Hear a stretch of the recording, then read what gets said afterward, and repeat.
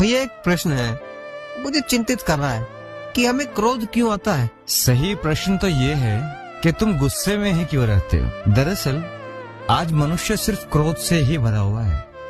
उसके भीतर क्रोध के अलावा कोई और चीज बची नहीं है। एक मौका मिला नहीं कि बस फूट पड़ता है। और मजे की बात तो ये है कि आदमी सिर्फ उन पर गुस्सा नहीं करता जिन्हें वो जानता है, बल्कि वो उन पर भी क्रोध करता है जिनसे उनका कोई लेना देना नहीं। जिन्हें तुम जानते हो तुम्हें लगता है कि वो सब बेवकूफ हैं।